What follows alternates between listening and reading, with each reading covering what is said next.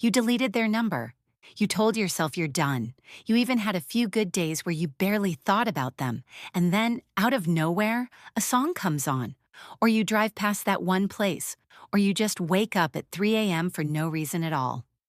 And there they are, again, in your head.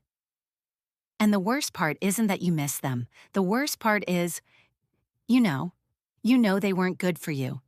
You know how that story ended.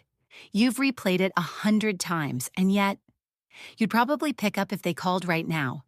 Why does that happen? That's exactly what we're talking about today. Meet Emma. She dated Marcus for almost a year, and if you asked her friends, they'd all say the same thing. We never understood what she saw in him. Marcus was inconsistent. Hot and cold, full of potential that never quite showed up. Some weeks he was everything, present, warm, exciting. Other weeks, distant, unreachable, like a stranger wearing a familiar face. Emma never knew which version she was going to get, and when it finally ended, she was the one who ended it. She chose to walk away, so why, 3 months later, is she still checking his Instagram at midnight? Here's where it gets interesting. Marcus was inconsistent. Sometimes warm, sometimes cold, and that unpredictability, that not knowing, did something to Emma's brain. It's the same reason people can't stop gambling. You don't get hooked on the wins. You get hooked on not knowing when the next one is coming. That's what Marcus was without even realizing it, and Emma's brain was completely hooked.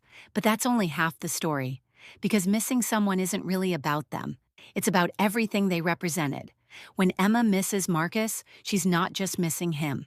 She's missing the version of him on his best days. She's missing that feeling of, maybe this time it'll be different. She's missing who she was in those good moments. Lighter, hopeful, alive. That's a very real thing to grieve. And grief doesn't ask whether someone deserved your love before it shows up.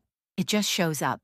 So we find ourselves drawn, again and again, to the relationships that feel like a storm. Not because we want the pain, but because the chaos feels familiar. And familiar, even when it hurts, feels like home. So what keeps pulling you back, even after it's over? Your brain has built a pattern.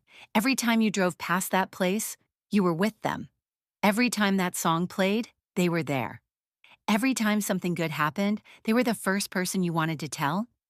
These aren't just memories, they're triggers. And when the person is gone but the triggers stay, your brain goes looking for something that isn't there anymore. That's the ache, that hollow, reaching feeling. It's not weakness, it's not stupidity, it's just your brain, still running an old program for someone who already left the building. 3 months after the breakup, Emma is sitting with her friend in a coffee shop, and her friend asks, "Do you actually miss him? Or do you just miss how he made you feel sometimes?" Emma opens her mouth to answer.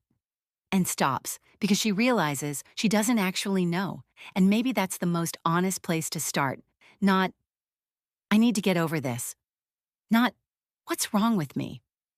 Just, what is it I'm actually missing here? Because sometimes that one question changes. If this felt a little too real, share it with someone who needs to hear it.